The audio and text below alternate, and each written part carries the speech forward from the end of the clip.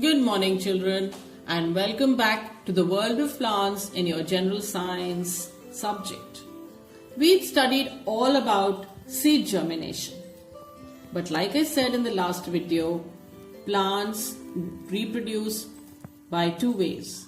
The first one, seed germination, which you just completed with those interesting activities. And now we are going to study reproduction by different parts of the plant. So that means, do we remember all the parts of the plant? Do we remember that a plant has roots? So that means its roots can grow even through the stem, through the leaves, the flowers and the fruits, all can come up with new plants.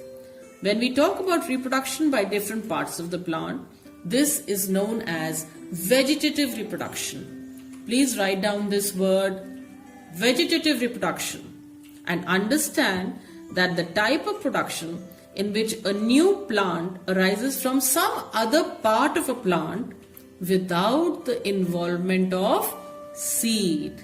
Remember, seed germination is a one way of reproduction, and a plant has another way of reproduction, which is through the parts of the plant. Vegetative reproduction can involve the underground roots. So can you see this? This is a root, a tuber. A tuber is something like a potato. Have you ever seen your mother at times storing potatoes and some of them start sprouting green little buds? If they are kept for a very long time, these are the little buds that are there on the potato. And these little buds, the green buds, they are the new shoots that come up. If you put the potato inside a soil, you can do this experiment. Take a pot, put some soil in it, and put a potato tuber inside. Do give it the appropriate conditions required for reproduction, and very soon you will see very small green shoots coming out. The buds on the potato tuber will soon sprout and the new shoot will start coming out. This is one form of reproduction of a plant and normally happens with underground shoots. Ginger, potato are some of the examples. We can also have plants also reproduce through stem cutting. As you can see, this is a rose plant. Have you all seen roses? If you take a part of a stem of the rose, just cut it out. You don't have to take the flower, you don't have to take the roots, you just need to take a part of the plant, of the stem. And be careful, a rose has a lot of thorns, so cut out very carefully a part of the stem, and if you grow it again in the soil, the cutting of the stem is planted in the soil, very soon the stem will grow into a new plant. It will start sprouting roots and new leaves will come out. A rose is normally propagated through this method, through stem cultivation. This is ginger. This is reproduction through underground stems. This is the stem, and if it is grown underground, as ginger is normally found underground, the stem can also reproduce. Can you see?